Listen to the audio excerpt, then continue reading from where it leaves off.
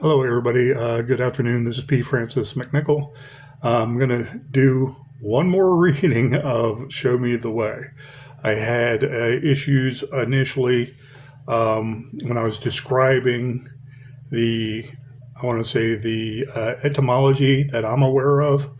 And in my life, when I was a little kid, my dad had a big plastic and metal cask. It was metal inside, but it was plastic around, and had a speaker to the front with a mesh to the front. And every time you turn the cap, it would play the tune to Show Me the Way to Go Home. Okay. And I was thinking myself of Oliver Anthony. His song was I Want to Go Home. Okay. And I just think of naturally the etymology and the origins of that song. I remember a couple of years later in 1975, and it was on Jaws. And it was very memorable. The main character sitting there, they started off a little rough because Quinn was a little rough seafaring, captain of his own boat who loved to go fishing. And I don't remember exactly how he made money. Maybe it was on tours or taking people going fishing for big fish. I don't remember exactly, but he had words with Richard Dreyfuss's character at first, because Richard Dreyfuss was a college boy. Okay, and they had words, and they're like, "You don't know what you're doing." So, anyways, the main characters went out on the boat to catch jaws. Basically a shark the size of any large-sized boat there in Amity, and I don't remember exactly what state it was. Okay, to be honest, I thought it was northeast, like Amityville and the Amityville Horror, which was New York, I believe, Long Island and New York. I might be wrong. Okay, but anyways, I was sort of confused with the words because when I spoke about show me the way to go home, I forgot that go word. Okay, so show me the way home. It's a common theme in all of our minds because anybody can remember going to college. If they went to college in a suitcase college and they went somewhere, on the weekend they'd want to go home. Okay, or they were a couple states away and they couldn't go home all the time. They're like, "Mom, Dad, send me money. I'll stay here and enjoy myself." But if things got worse, and let's say they flunked out of college, they were like demoralized, they would want to go home. We always yearn for home. The young army man, okay, wants to go into the army to be a man, but then there's war, and he longs for coming back home. Maybe a war hero, but he doesn't want to surely die in war. But war makes him want to go home, okay? We travel far away and we want to go back to our home, And I don't mean with the good Lord and God rest our souls going to heaven. Okay, yeah. Aunt Edna, she went to home. And you're like, what? She went home. She went home to see the Lord. It's like, oh, I understand. Okay, it's kind of like terminology, for going to heaven. And so I was thinking about the song. I often think about that mantra, show me the way to go home, because it's in my DNA. It just is. And Jaws basically solidified it for all of us, where we remember that beer drinking song, that liquor drinking song, because it started to gain more prominence after the song was written down I wrote their names down so I don't mess any of that up, but Jimmy Campbell and Reg Connolly. And some production companies throughout the years bought the rights to it to play it in some of the musicals, big band ballroom music in the 1930s, and a lot of dance movies, okay, that people loved to see in the 1930s because the movie screen was increasing, it was better, and the talkies started, I want to say, circa 1928 or 1929, where they started doing it. But not everybody was into the talkies yet that could basically manufacture a movie with the audio attached to it, the score being exact. Okay. The earliest movie I think I remember seeing John Wayne that he actually starred in, the main actor, was 1932. And he was a young, strapping man then. So just imagine a few years before that, it was, I want to say, it was new technologies, like AI is now, like the computer was 20 years ago. Okay, being the web, I mean, the computer and World Wide Web, so on and so forth. So some of the production companies bought the rights to the song, and it became an actual song. The actual writers of the song developed the song, writing a poem quickly when they were getting drunk on the way back to, I believe it was London. Okay, but they were on a train and they just missed their home, and they decided with that jingle to make it a song, and they copyrighted, not patented, they copyrighted the song. And then they eventually sold it to one of the bigger production companies. I'm not getting into the weeds with that, but it became more mainstream where it was used as one of those lighthearted old school party drinks, of our grandparents and our great grandparents. They had to endure the Great Depression and prohibition where they couldn't drink. So if they went to a speakeasy, could it be downstairs where they could sing a happy-go-lucky song like the good old days, like All in the Family, those kind of songs like bring back the good old days. And hey, we're poor, we're indigent, we have a meal in us. Let's toast. Let's drink and have a good time together because that's all we have at this time. So anyways, in my young life, starting in 1968, within 3 years or so, I'd seen my sisters and brother play with the music of this flask, and it was just the jingle. It was the chimes, and in the back of this big flask that was literally the size of it was huge, the size of my head, It had a little twist thing. You can twist the thing in the back, and it would play basically like an old music box or an old jewelry box. When you open it up, the little lady comes in, but it has little drawers you can put your earrings in and your necklaces, and it plays those chimes. It plays a tune. But anyways, I love that. In 1975, it became more mainstream. The modern people were like, oh yeah, I think I've heard that before. It's almost like a fable, okay, or something like that, fairy tale. They hear that back in the day, and a generation before the 1960s, they enjoyed that song. Okay, they enjoyed that music, and I love it. It's part of my iconography in my mind. So when I write poems, also in the same mantra, I want to say graveyards by the seashore.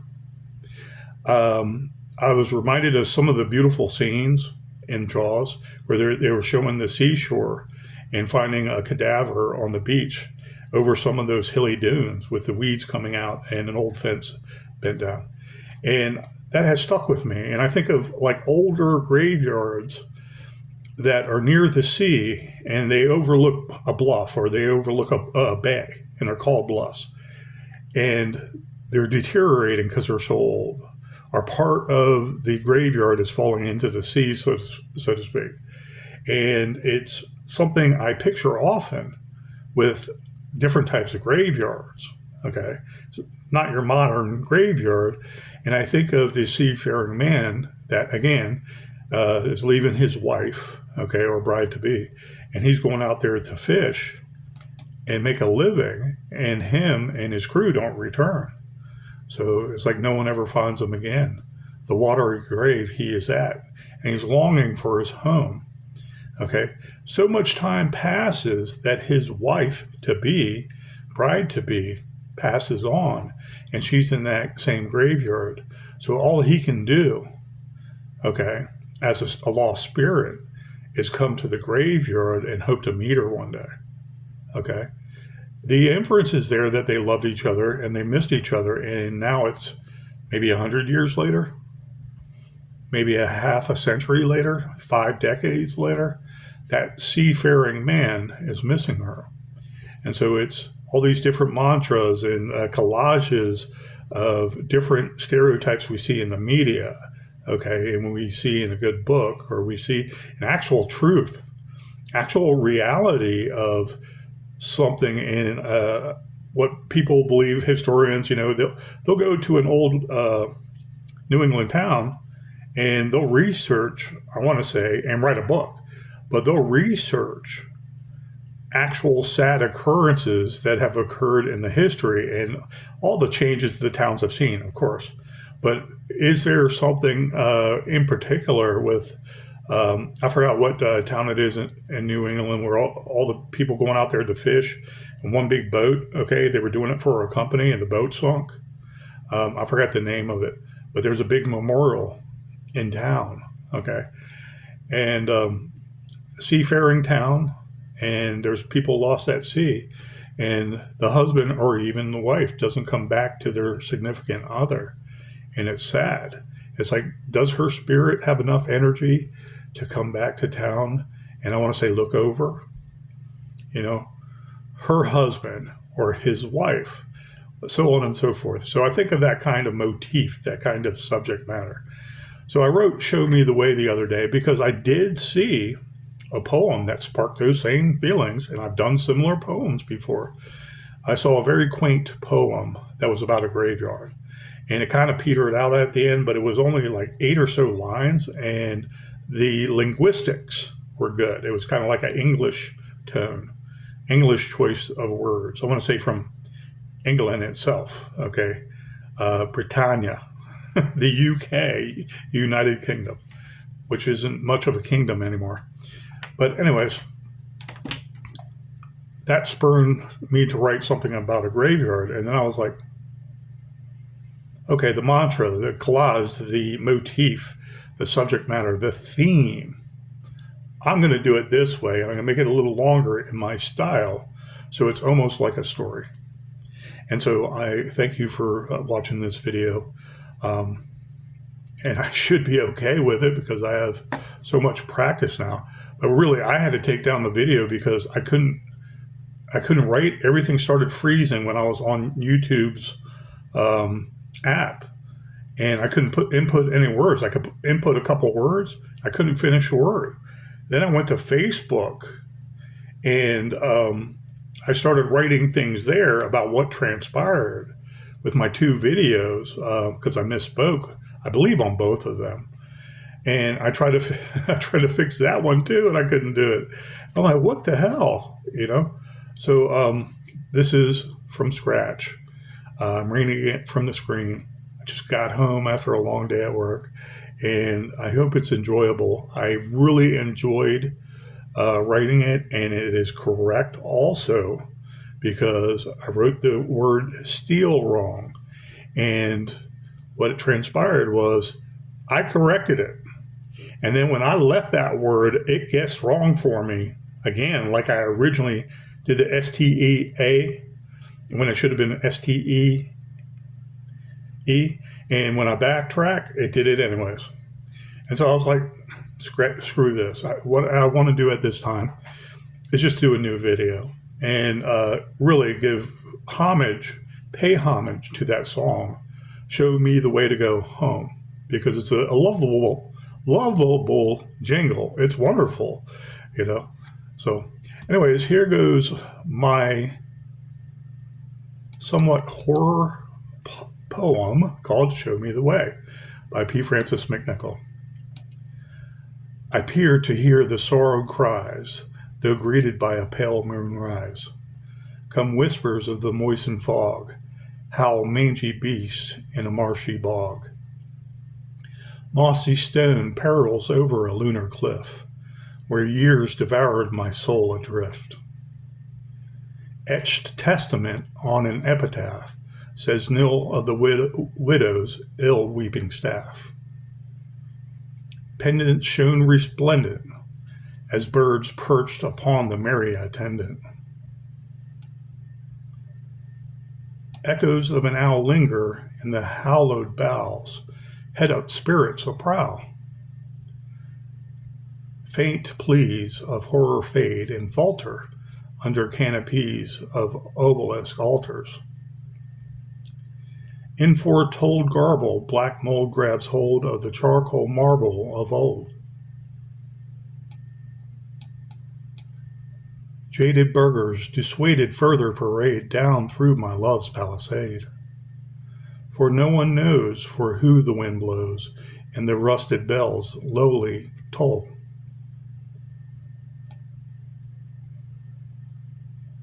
Gust tremor winces sporadic, while my lady posed on her plinth operatic. Owls hoot, and I shamefully listen as the flotilla scoots by her grave a glisten. Within a robust crypt, the twisted steel bends and dips, pocked of rust chips. Fingertips tempt a scorned spire, a glow mitts miring a soggy wisp fire. Under the encumbered jib and gloam, no leeward wind of breath atones. Never mused a demon gin, I din, the loving outlier seaman looking in. I returned to the frozen seashore gloam, choked under the sea foam below. At the bottom of a darkened sea of sway, I freeze in the heat of hell, dismayed. My bride's face frays within a dimming fade, away swimming all of my days. And I ache wherever I wade a roam, a hard twilight hiding my home. The end. That would show me the way, and I'm glad to get it out. Now with the disclaimer that, it's nothing I wanted to copy from the song.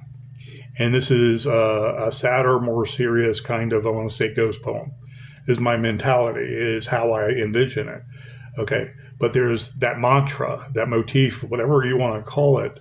Okay, that happenstance where we miss our home and we want to go home, and those lost spirits, okay, that are no longer with us, if they passed away from their home and they didn't pass peacefully in their home, okay, do they want to come back to their home? Can they come back to their home and inhabit that residence, that abode, okay, that house, that apartment building, that trailer home? Are those ghosts allowed to come back? Okay, things to think about. Is there something they have to avenge in their house because they missed their home from the grave, or they missed the watery grave? They missed their home from the watery grave. So that will show me the way, and I hope you enjoyed this reading. I really enjoyed it. I put my heart into it yesterday, and today is much better. And I just wanted to have some clarification. It was not show me the way home per se. It was that song itself that partially inspired this, or the back of my mind when I think of things. That actual jingle is show me the way to go home, but this is show me the way. And I hope you enjoyed my poetry, and I hope you have a good evening. Thank you, and I appreciate it.